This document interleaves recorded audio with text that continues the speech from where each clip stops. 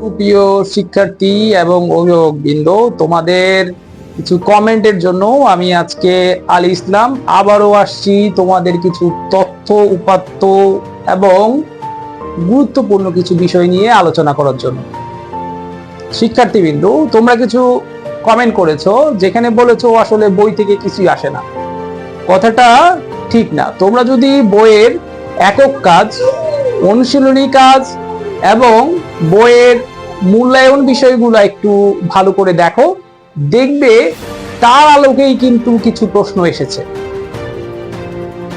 সরকার এখন যে শিক্ষা ব্যবস্থাটা চালু করেছে সেই শিক্ষা ব্যবস্থার নাম হচ্ছে রিসার্চেবল এডুকেশনাল সিস্টেম।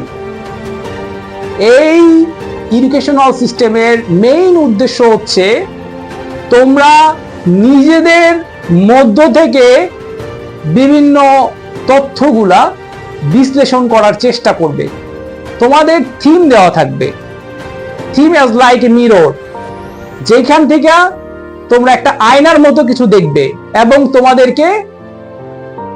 তোমাদের নিজেদেরকে প্রতিফলন করার চেষ্টা করবে। তার মানেটা হচ্ছে এই জায়গায় নিজেদেরকে মেলে ধরো, নিজে কিছু লেখার চেষ্টা করো, কারো উপরে নির্ভর না করে নিজের যোগ্যতাটা যাচাই করার একটা প্রক্রিয়া শুরু হয়েছে এখন। সরকার চাচ্ছে তুমি শেখো ঘরের কোনায় ইলেকট্রনিক ডিভাইস বা অন্যান্য ডিভাইসে নিজেকে আসক্ত না রেখে বইয়ের মধ্যে নিজেকে আসক্ত রাখো।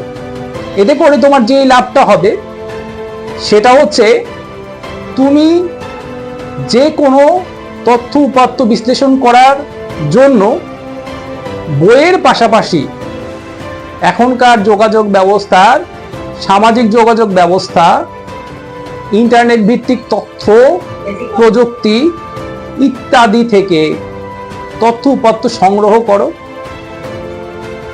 আজকের এই ভিডিও থেকে তোমাদের প্রশ্নের যদি কোনো উত্তর পেয়ে থাকো তাহলে অবশ্যই পরবর্তী ভিডিওর জন্য